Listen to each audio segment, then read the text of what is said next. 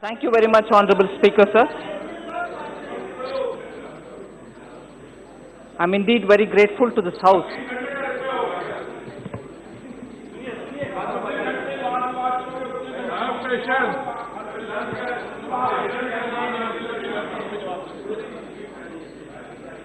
Thank you very much, Honorable Speaker. And let me thank all the honorable members. I'm in fact very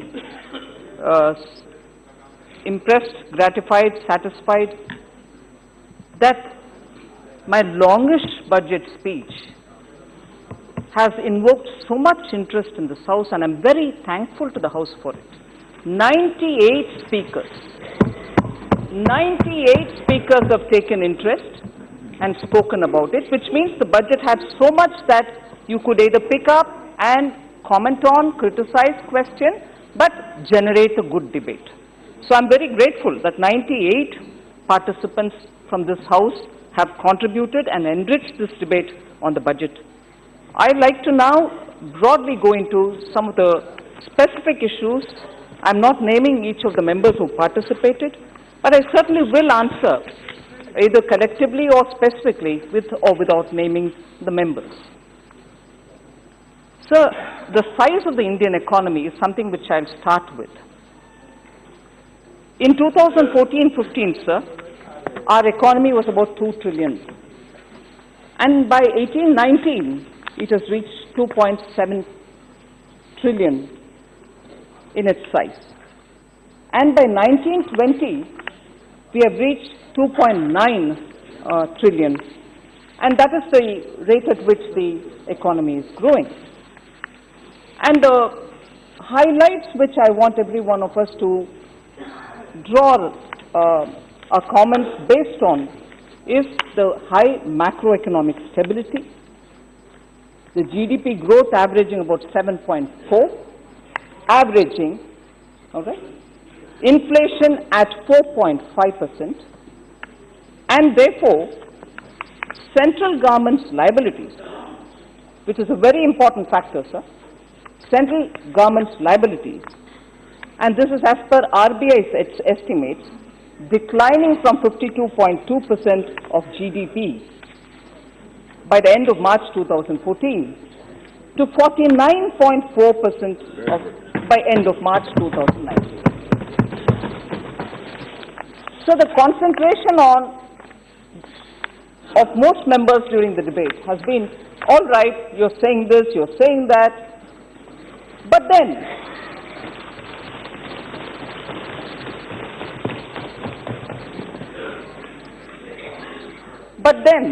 what are the green shoots? Are there any green shoots at all? Is there a hope? Is the economy going to improve? And by when?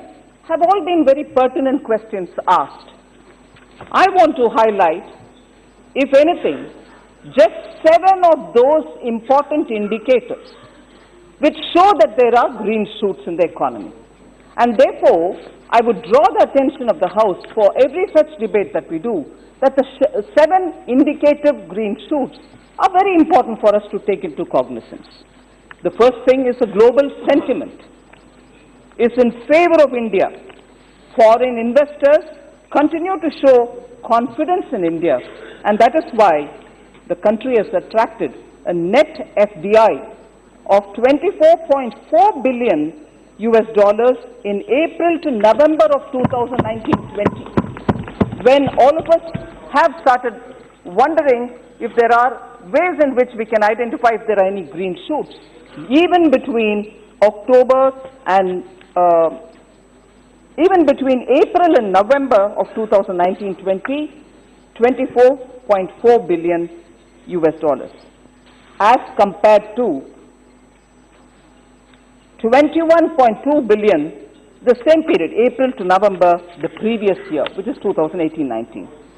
The net FPI in April to November 2019-20 was positive at $12.6 billion as against 8.7 only, 8.7 in April-November 2018-19. That is the first indicator, sir. And the second, the announcement of the National Infrastructure Pipeline may further increase the flow of FDI into the country, even for brownfield projects. And therefore, the green shoot is got to be identified, recognized, and its impact all of us can wait to see. So the next one, the third indicator of green shoots, industrial activity is on a rebound. The IIP number in November 2019 has registered a growth, a positive 1.8% as compared to the contraction it suffered of 3.4% in October 19 and 4.3% in September 19. Between September, October, and compare it to November, November itself is showing positive indicator. That's a third indicator, sir. And quickly moving over to the fourth.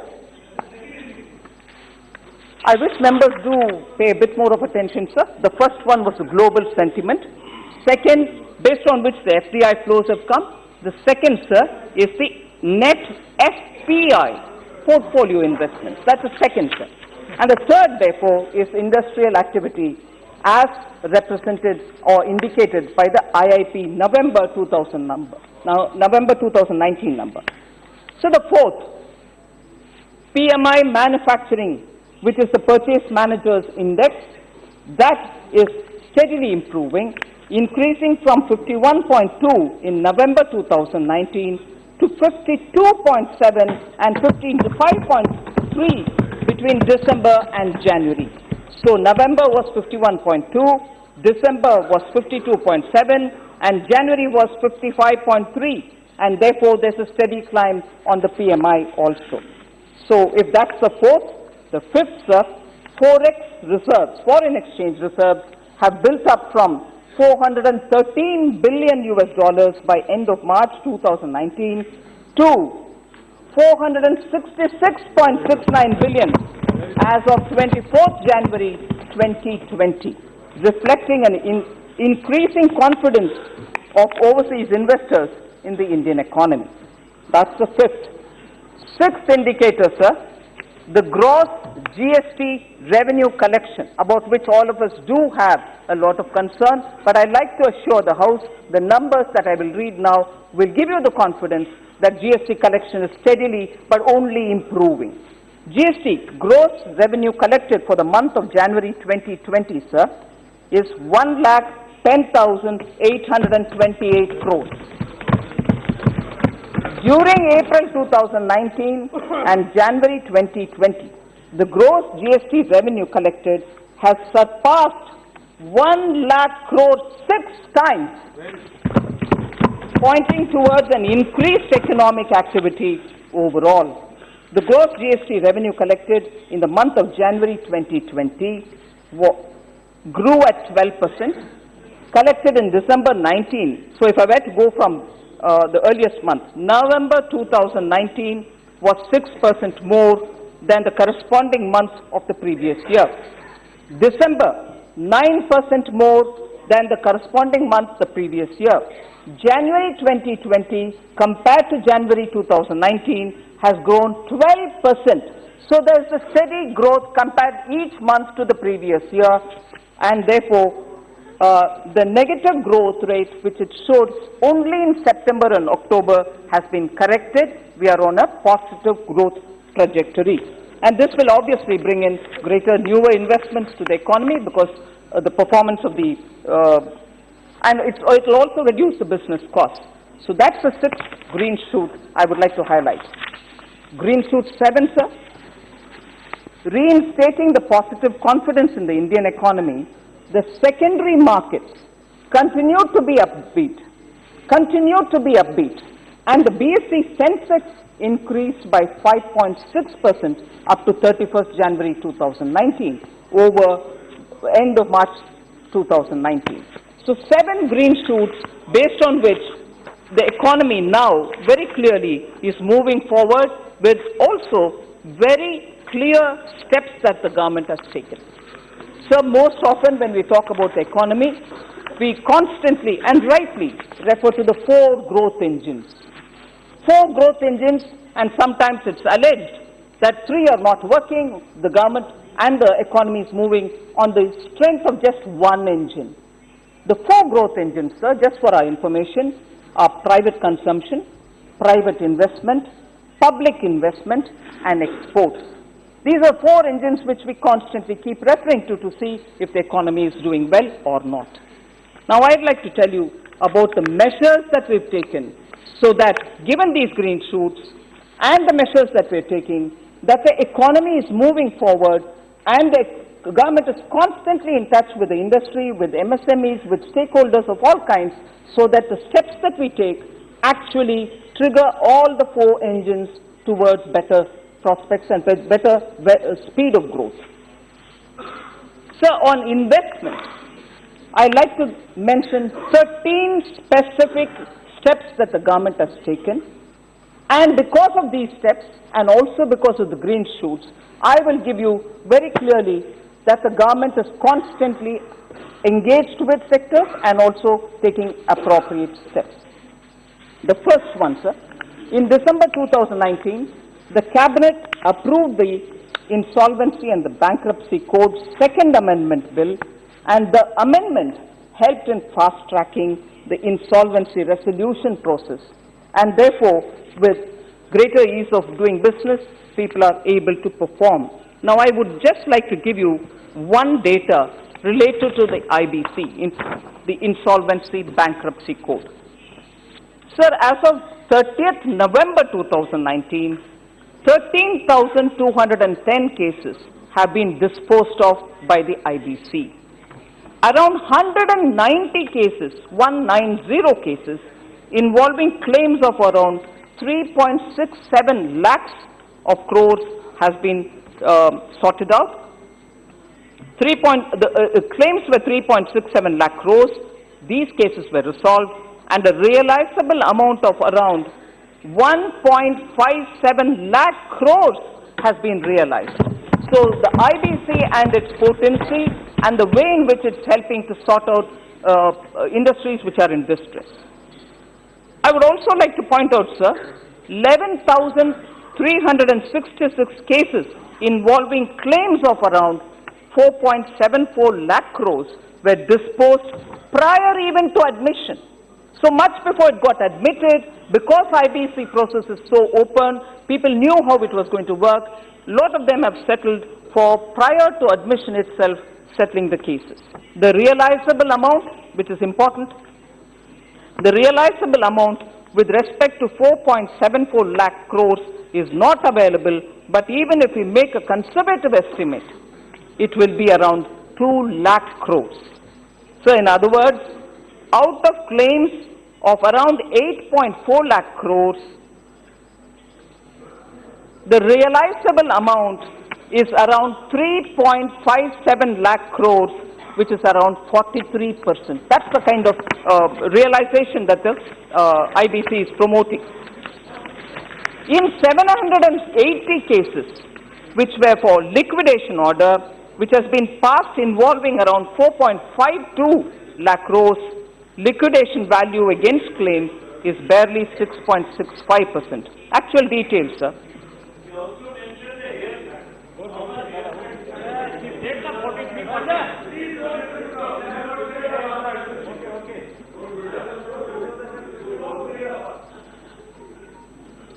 I'd like to give as many facts as you want. 3 hours now notwithstanding. There's a lot of work being done by the government, and I shall utilize my time, sir. I would like you to have the indulgence of listening to the work which this government is doing. Yes. Wow.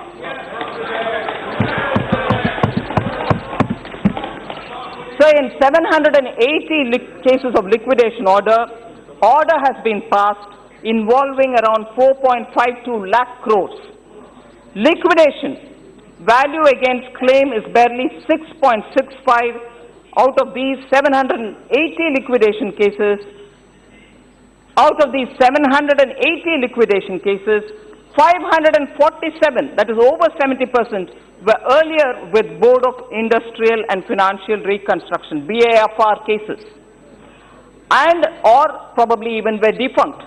Out of the 780 liquidation cases, 37 cases involving claims of around 8,793 crores were finally dissolved, having liquidation value of 23.06 crores with recovered value of 22.32 crores. And therefore, it is important to realize that IBC process has only expedited and sorted out matters where BIFR sat over for several years, and we've corrected that process.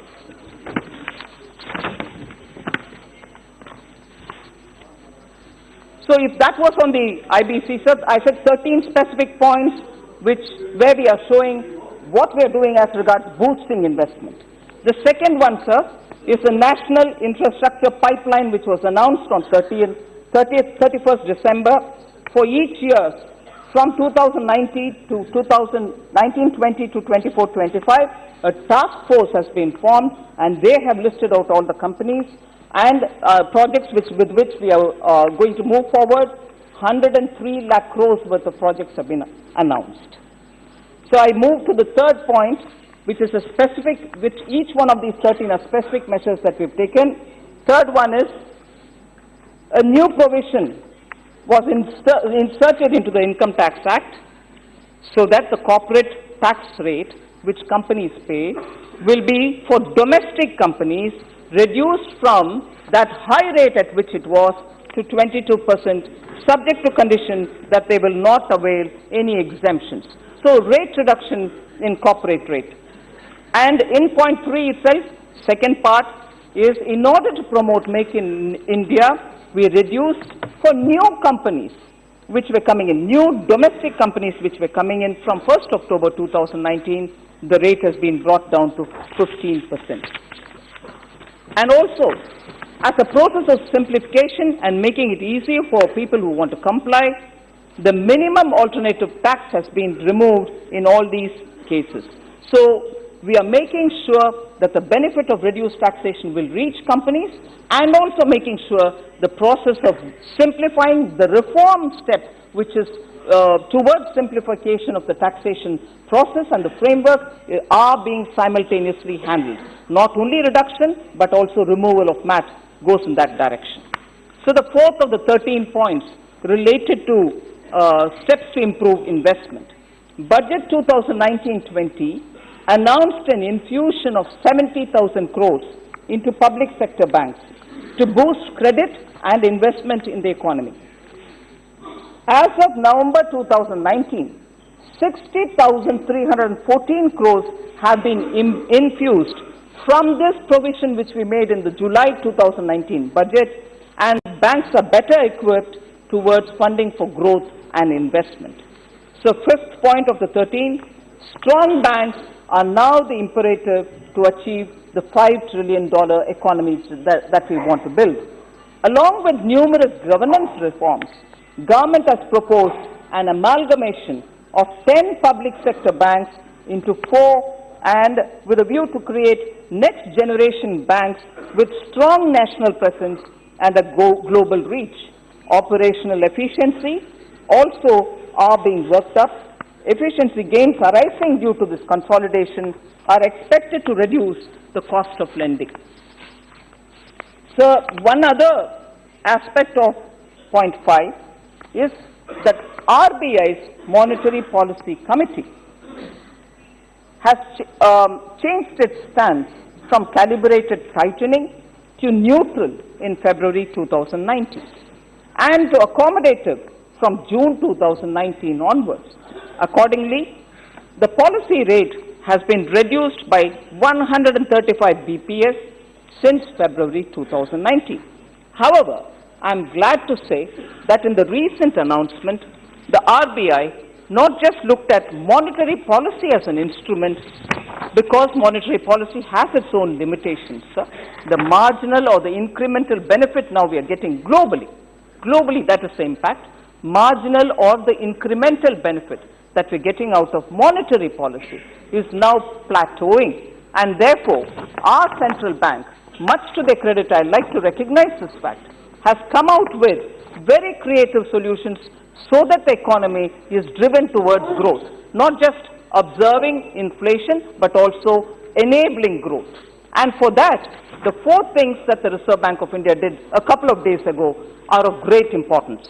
The cash reserve ratio, sir, which is a requirement on deposits used for lending to auto and housing sectors, are waived so as to bring down the cost of credit. This is a step which Reserve Bank of India has taken, aiming at pushing the economy towards greater growth. Second step they took is one-time restructuring of loans to MSMEs and allowing construction sector a 1-year time to start operations after receiving the loans. Again, a positive step towards pushing the economy further towards better, speedier growth. Third, sir, long-term repo rates up to 1 trillion, which is 1 lakh crore, in 1 to 3 year window to be introduced so that banks can avail of it from the RBI itself to ensure adequacy of funds to banks in the medium term. So I'd like to elaborate on this point a bit. Most often, we have a problem and we really are facing a situation where there is a lot of liquidity available in the country, with the banks, in the economy. But that liquidity doesn't seem to flow further to reach those people who want the credit. As a result, we were confounded with this issue of there is liquidity, but actually it's not reaching people who want it.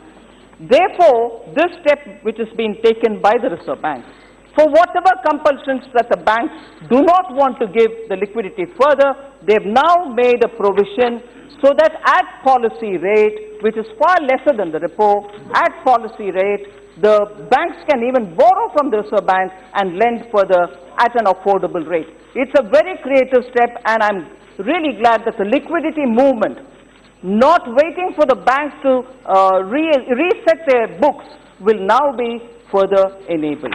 And finally, the repo rate remains unchanged at 5.15%. So with the RBI also, along with the government taking steps towards promoting growth, I'm sure the green shoots and this together will help our economy to move further. So in order to enable housing and infrastructure projects, the government has proposed to establish an organization, Credit Enhancement for Infrastructure and Housing Projects. So we have now come up with a further benchmarking, which the Reserve Bank has also enabled, so that banks will have to price their interest rates accordingly so that they can move towards better funding of government, MSME and other projects. So then, the 8th point, with a view of boosting the realty sector, real estate sector, incentivizing consumers to buy houses, the government has taken some notable measures. Government steps for helping people to have their purchases of houses enabled. We have approved a special window, sir, which will provide funds for people's projects which are remaining stalled because the promoters have no more money left to complete their projects, and with the special window, they will now be able to fund all these stalled projects so that home buyers don't have to wait, not knowing when the promoters are going to get the money to complete. And this is aimed at affordable and middle-income housing sector. As a result, government shall be acting as a sponsor, and we have infused 10,000 crores so that with the matching fund being given by banks, LIC and other financial institutions to the extent of 25,000 crore, we will have a category 2 alternate investment fund which will help, which is registered with SAB, which will now fund all those projects which are waiting completion and home buyers are stuck up having taken a loan in the bank. That is a step taken by the government. The next, Pradhan Mantri Awas Yojana, Gramin, are to be provided 1.95 crore houses. 1.95 crore houses will be provided in the Gramin area with amenities like toilets, electricity, LPG connections, all during this phase now within 3 years, which will end by 2022. So we are very confident And our record in the way in which we reached Ujjwala, in the way in which we reached electricities to houses in far-flung areas also, we are very confident that 1.95 crore houses will be completed by 2022. So the next, external commercial borrowing guidelines have been relaxed so that financing of home buyers who are eligible under the Pradhan Mantri Awas Yojana in consultation with RBI, and this will be in addition to the existing ECB norms. So then, how home buyers? Are we reaching money in the hands of people? Are we promoting investment? We are giving you the steps which we have taken in order that investment gets propelled. So, house building advance.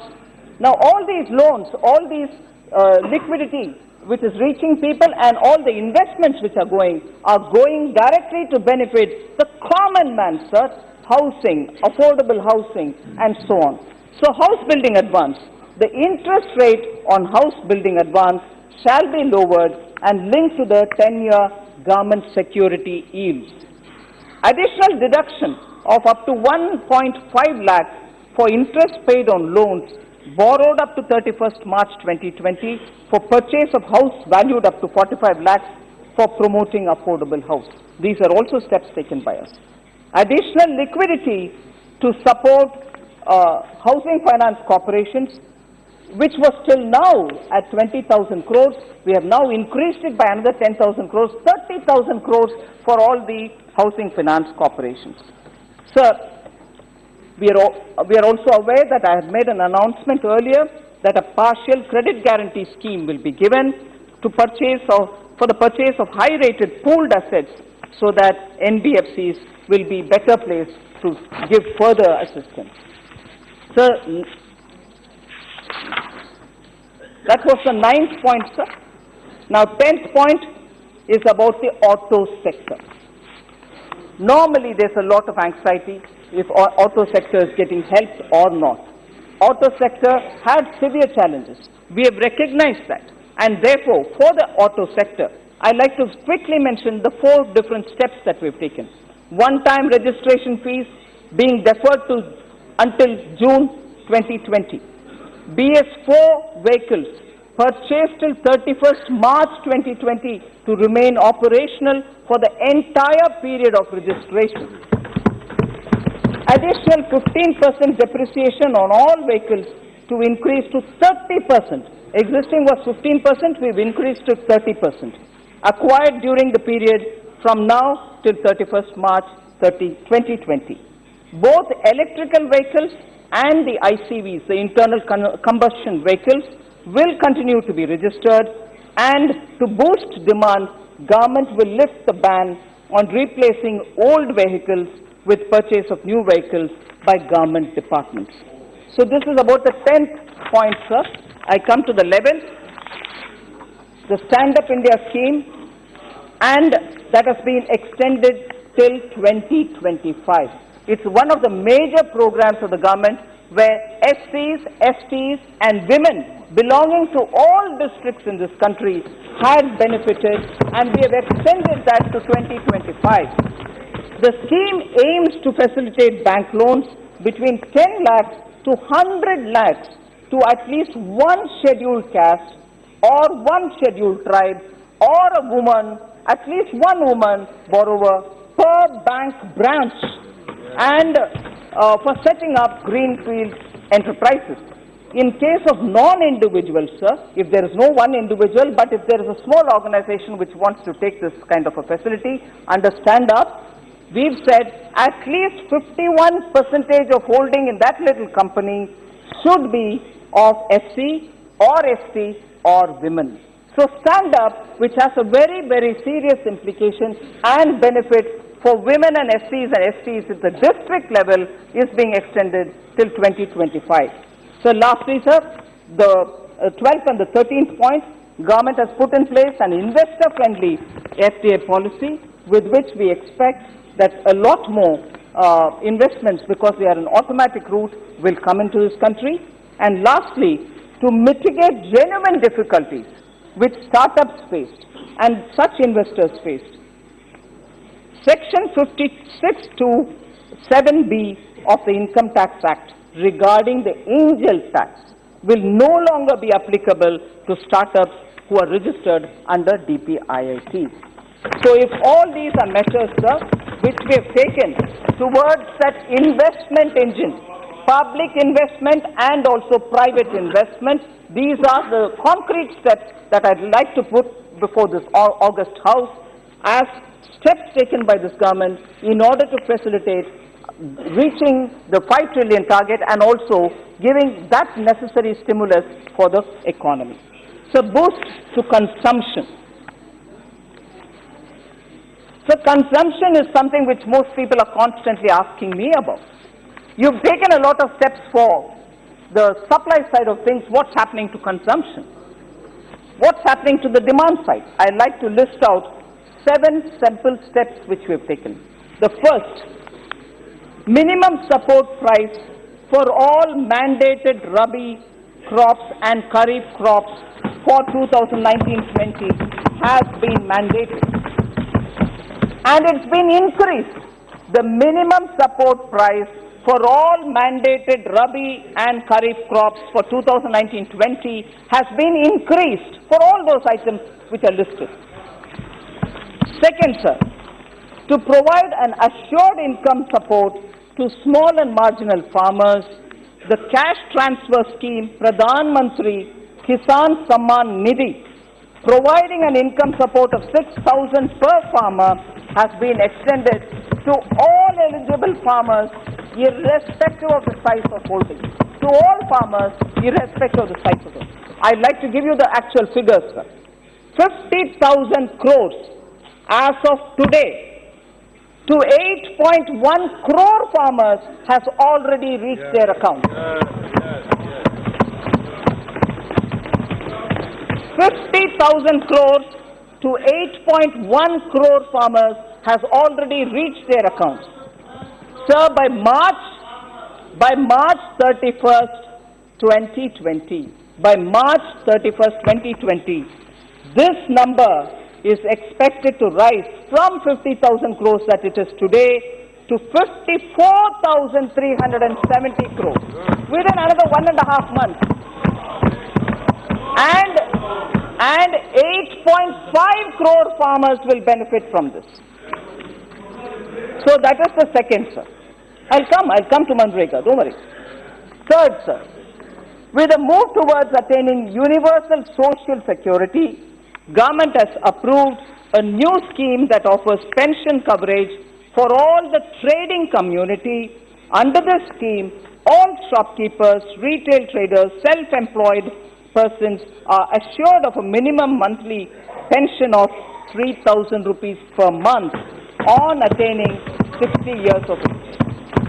So that's the third step for improving consumption. Fourth step for improving consumption, sir.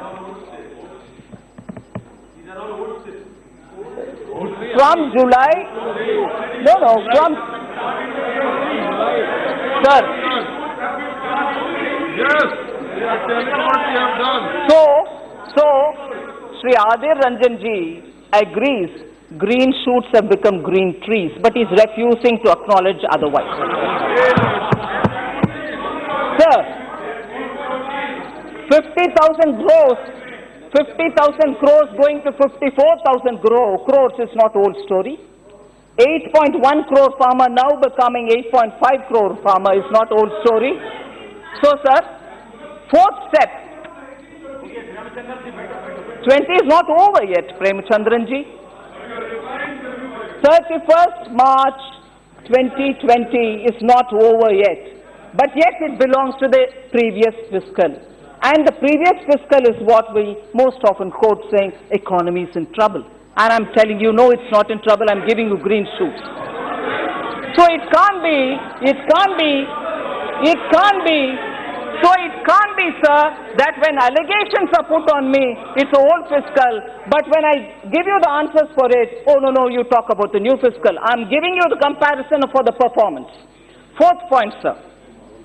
From 1st August 2019, The GST rate on all electric vehicles has been reduced from 12% to 5%, and of charger and charging stations for EVs from 18% to 5%. Hiring of electrical buses, consumption, right? And so I'm giving you this example. Hiring of electrical buses of carrying capacity of more than 12 passengers by local authorities will be exempted from GST. Sir, 3 quick points on how consumption again, of the 7 that I'm telling you, consumption again has been kept in mind.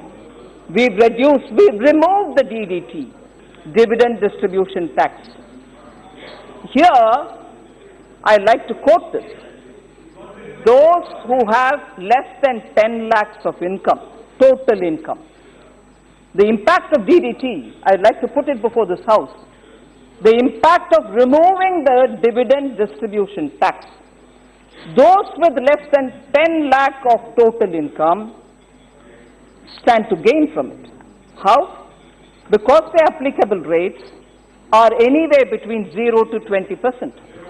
Whereas now, those people who are receiving dividends, whose income is less than 10 lakh, not big people, small retail shareholders, not big people at all.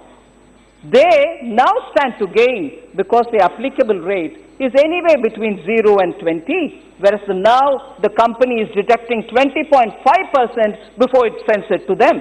So does it benefit and give money in the hands of small retailers? Yes, it does. Sixth point, sir. Similar corporate tax cut will again give more money in the hands of people who are ordinary retail shareholders, and the investment which will happen from the money that has been saved will only generate more jobs. So finally, the personal income tax, sir. Again, there are 5 crore 78 lakh taxpayers in this country, and as a result of the second way in which, or the second income tax scheme that we've brought in. One way is the existing way, an alternative way which has been given with completely reduced tax rates will benefit and give more money for consumption in the hands of people. So 7 steps to boost consumption, which is one of the 4 engines which is required to be kept active and alive. So this is made very active because of these 7 steps. So finally, the 4th engine of the economy, exports, about which most often we are very worried. I'd like to give you 6 specific steps that we've taken for improving exports.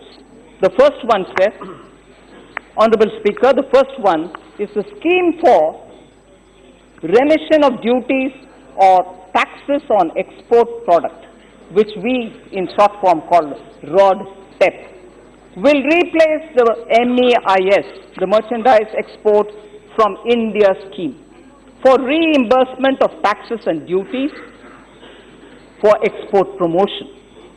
Textiles and all other sectors which currently enjoy incentives up to 2% over the MEIS will transit to the RODTEP.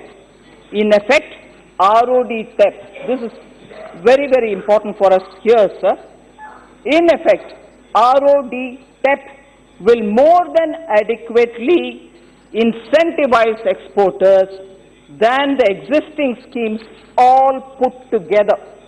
So this very serious concern, what will happen? We are withdrawing MEIS. Will exporters have some promotion? I'm making it plain that the RODTEP, which is now coming in, will more than adequately compensate and incentivize exporters than all the existing schemes put together. So second point, sir, in order to boost credit to the export sector again, the RBI has enhanced the sanctioned limit to the eligible under priority sector lending norms. The limit has been raised from 25 crores to 40 crores per borrower. Furthermore, the existing criterion of units having turnover of up to 100 crores has been totally removed.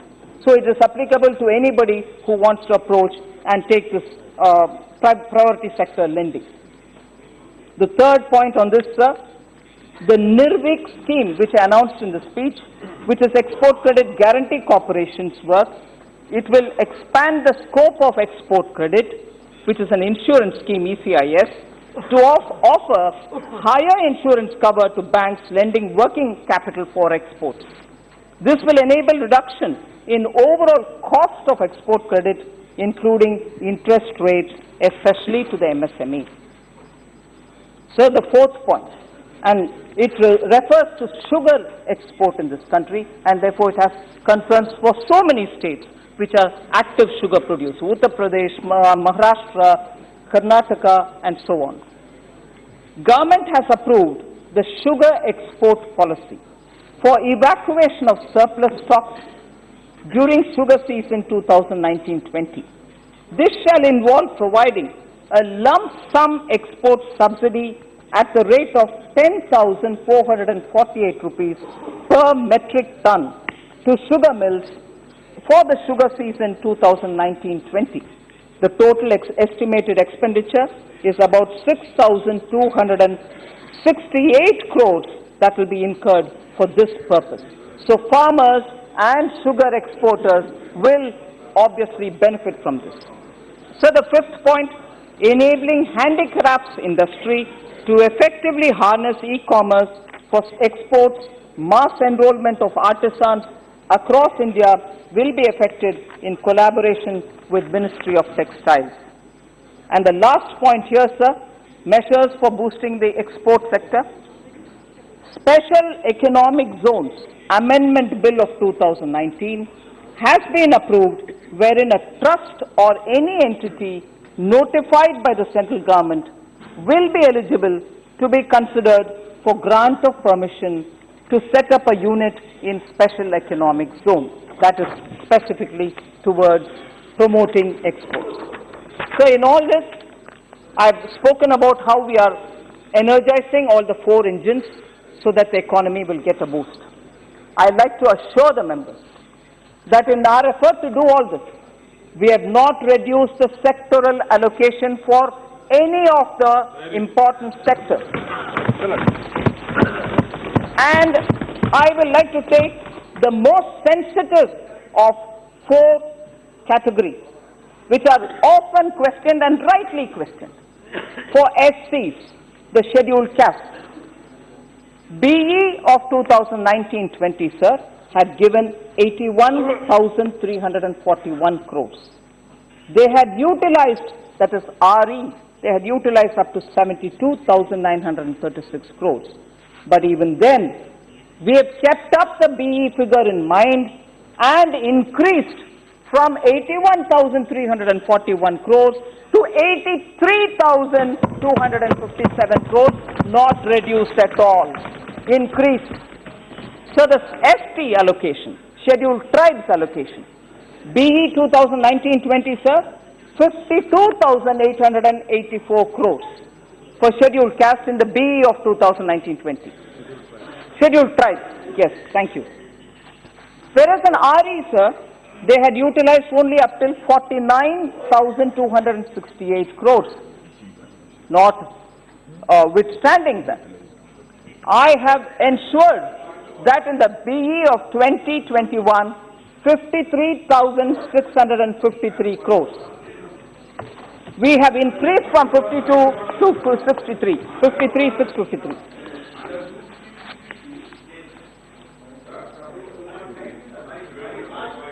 C-52 Roman 11. आने सदस्य पूरा जवाब कर लेना.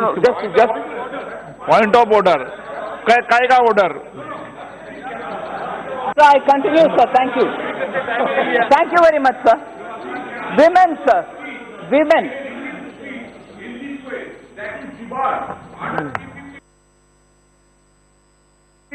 C-52, where she has not taken consent of the of your chair, sir. That 352 Roman 11 speaks that a member while speaking shall not read a written speech except with the previous permission of the chair. Therefore, she is reading. आसन ने अनुमति दे दी है. चलो करो.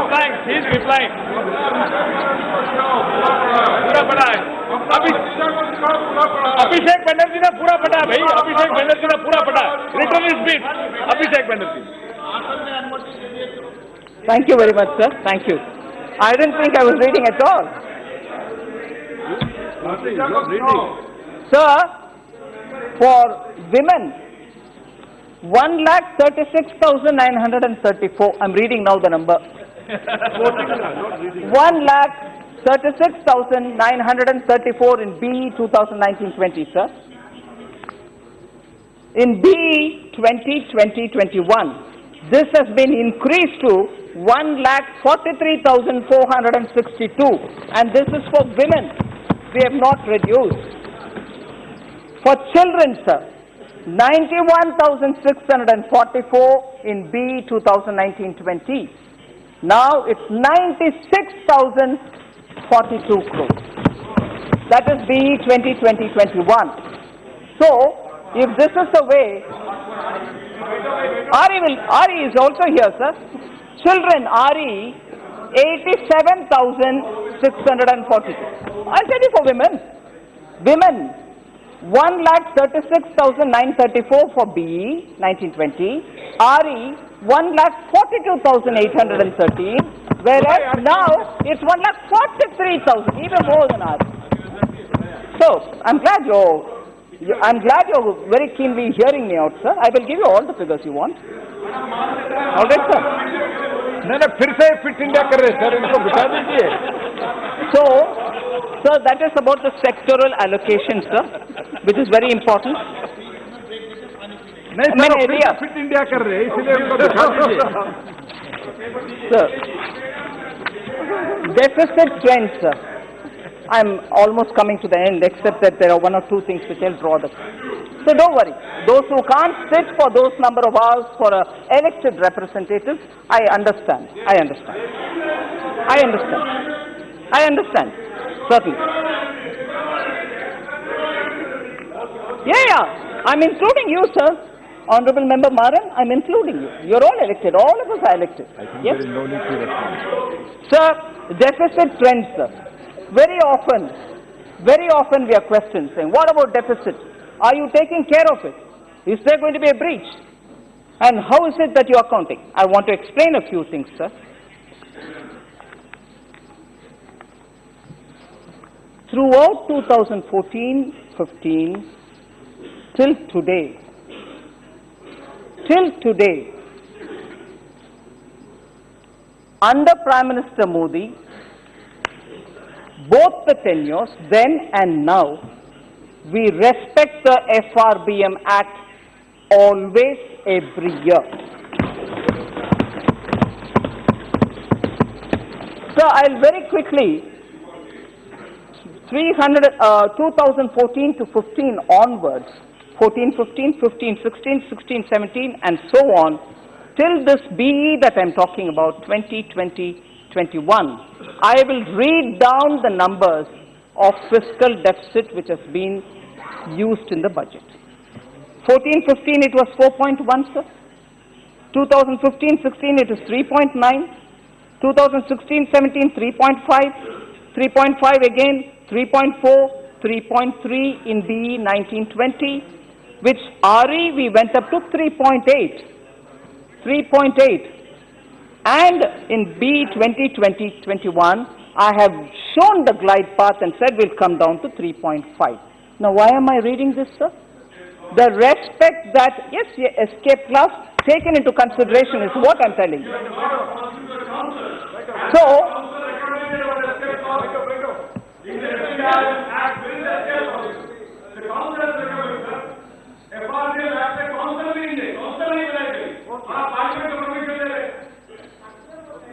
क्यों parliament कम है क्या?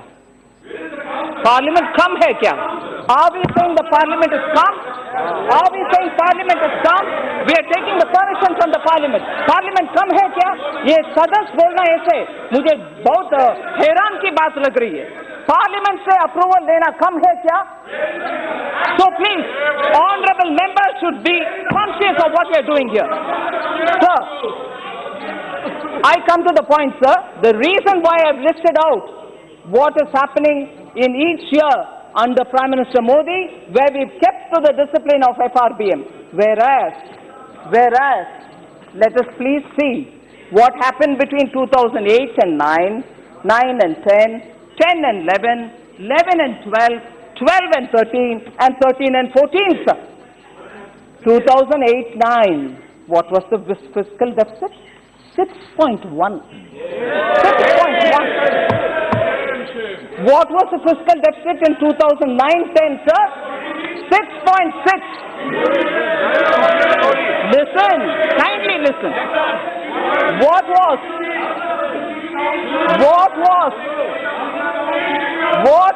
the fiscal deficit? Yes, I will read it. And yes, I will read it.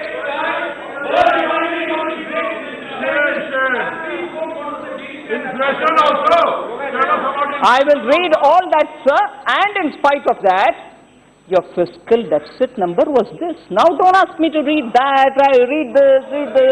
Your fiscal deficit number, sir. 2008-9, 6.1%. Some hard truths will have to be heard. Some hard truths will have to be heard. 2008-9, sir, 6.1%. 2009-10, sir, 6.6. 2010-11, 4.9. 2011-12, 5.9. 2012-13, 4.9 again. 2013-14, 4.5 again. Sir, so when we are talking about fiscal deficit, let's please concentrate and understand when economies are managed by very competent doctors. All right, sir? Now, I'm coming to the other point, sir. Primary deficit. Primary deficit, sir, which is also a very important indicator. What was the primary deficit, sir, in our tenure under Prime Minister Modi between 14-15, 15-16 and so on? 0.9%, 0.7%, 0.4%, 0.4%, 0.2%, 0.7%, 0.4%, all under one. Whereas, what was the primary deficit on 2008-9 onwards, sir? 2.6, 3.2, 1.8, 2.8, 1.8, 1.1. You couldn't come to 1, you couldn't even think of coming below 1. That's your primary deficit record. So, let us also understand one other last point, sir. The overall expenditure,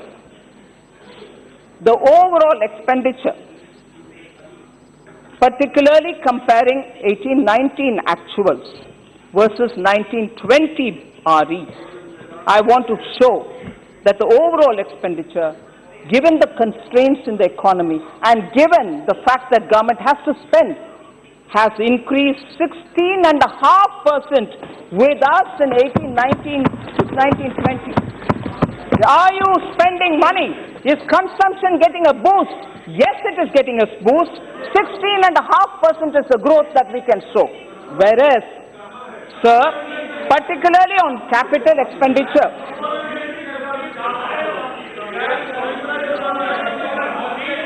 sir, I want to just say, capital expenditure, about which, no, your money is being spent here and there. No. Capital expenditure, BE to BE, I'm comparing, now has gone up 21%, sir. Spending on capital has gone up.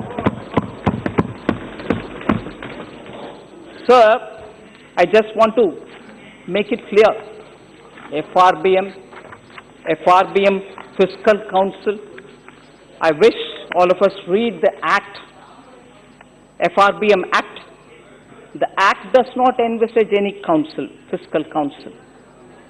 So, let us not mislead the House, sir, by saying, no, fiscal council, sir, did you constitute it? The Act doesn't have any provision for a fiscal council. I will have to come to the Parliament, which is what I've done, and to be told, where is the council? Sorry, the Act doesn't say anything like that. So, the FRBM Review Committee, sir, which was formed, which was in 2017, had suggested the council. The council was suggested by the review committee. It's not part of the Act. And therefore, that was also not accepted. And to quote it here, therefore is not really appropriate. You may refer to it. So finally, sir, with all this said, I just want to assure the House that this government is fully conscious and is taking all the necessary adequate steps to ensure that all the sectors are given enough importance.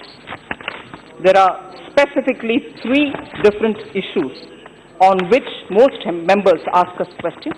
I'd like to highlight only those and finish it off. Employment.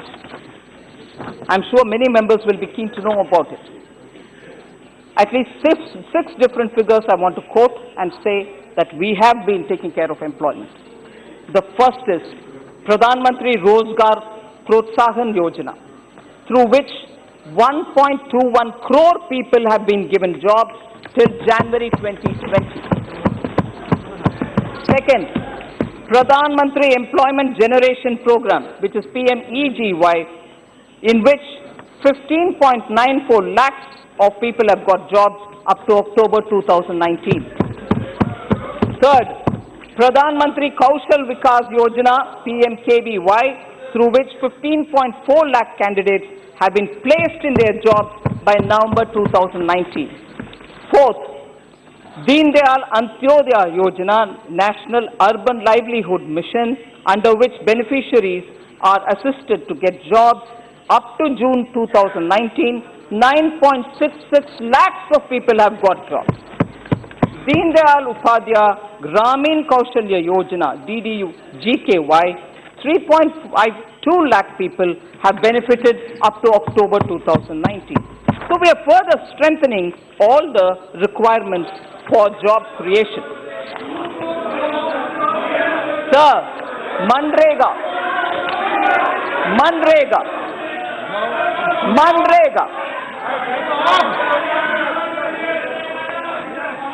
Manrega, sir, the government has been increasing allocations to Manrega, and at every stage. In 2020-21, the budget now has given a higher than BE 2019-20, sir. I'm coming, don't worry. Yes. RE of 2019-20 is considerably higher than BE of 2019-20. RE is higher than the BE. In 2018-19, we had made a BE provision of 55,000 crore and at RE, we increased it to 61,084 crores. All right? Actuals were even higher at 61,815 crores. Just for the reference, sir, very interesting point which I want to draw your attention. I just want to contrast it with just 1 year, 2011-12. BE was 40,000 crores, sir. 2011 and 12, BE was 40,000 crores. RE was 31,000 crores. Which is actual amount, huh? Actuals were, even worse, actuals were, what was your BE? 40,000 crores. What was your RE? 31,000. What was the actual? 29,215. Sir, this is total, if you permit me, sir, I hope, pardon me for the language, dikkawa. Narega, total dikkawa in 2011-12, and now we are being asked, where is the Manrega figure? I am giving you Manrega figure, sir. Actually, we have given far more than BE. All right, sir?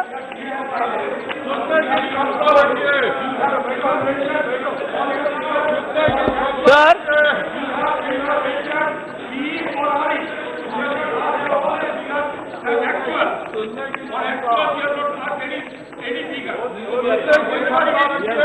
Sir, repeatedly I am asked, what are you doing for the youth of this country?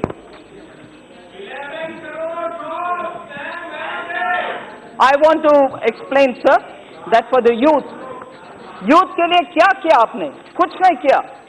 This comes every time.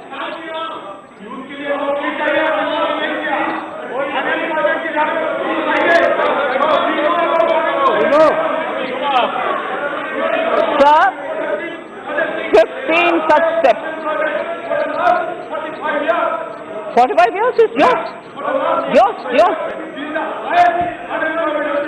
I'm explaining you. Yes, sir? Sir, for the youth, very quickly, I won't take too much time, I'll just pointedly say 15 special steps have been taken by us. What are they? I'll talk about the startups separately. They are also youth. I'll talk about them separately. First,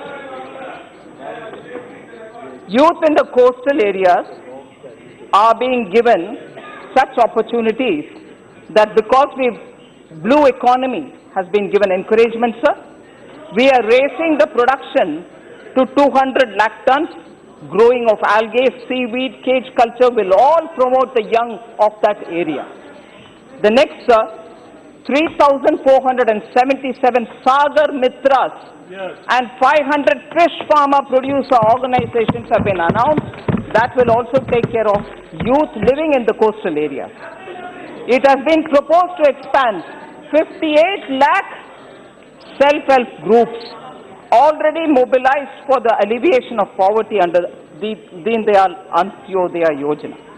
The next, large-scale employment opportunities for the youth will come through the viability gap funding that we are providing for building hospitals at district levels, because once hospitals come in, paramedics find their job, suppliers find their job, and that has got its own ripple effect.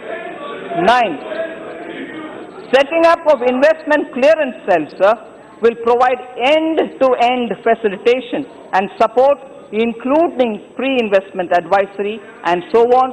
This will help entrepreneurship. Those youth who want to set up their own business can do it. 11, sir, the Ministry of Youth Affairs and Sports has been given 2,827 crores so that they can push ahead with their activities on youth affairs. New education policy is coming up soon, enabling sourcing of external commercial borrowings, and FDIs will deliver higher quality education, and 150 institutions of higher education will provide apprenticeship embedded degree courses, and that's going to help a lot of people who want skills immediately before they finish their courses. Sir, urban local bodies have been given the option to engage as interns, young engineers, young professionals, so that they learn how government mechanisms work and in the process also have additional skills before they go to newer jobs. Full-fledged online education program is being set up, and that's going to help a lot of youth who are in distant areas where there are no good universities. National Police University, National Forensic Sciences University are all emerging areas in which a lot of youth can get admission and have better job opportunities. Sir, also, the National Resident Doctor Program. These are all imaginary. Imaginary? All youth imaginary. So, sir, total of 99,300 crores has been allotted for education sector alone, and 3,000 crores for skill development. Sir, as regards startups, I have very specifically highlighted 4 particular schemes. With that, I'll bring my reply to a conclusion. Early funding, including of seed funds, have been provided for early stage startups. Startups also have all infrastructure facilities of the government to involve youth power in startups. They will be rolling out value-added services, and therefore the ESOP has been given as one of those fiscal concessions for the equity employee stock option, which startups like to provide for their good quality staff. All eligible startups with turnover of up to 25 crores is currently allowed a deduction of 100% of its profits for 3 consecutive assessment years out of 7 in its total turnover, if its total turnover doesn't exceed 25 crores. That's been now increased to 100 crores. And the 5 years has been extended to 10 years. 5 to 7, 7 to 10 years they can use it. So with all these steps, specifically for MSME and for particular sectors, I can give detailed breakdown, but not taking more time. I thank all the members for having patiently heard my response. We are taking care of building a very sound economy, and every measure has found resonance in the people who I have met in the last 3 days. Thank you.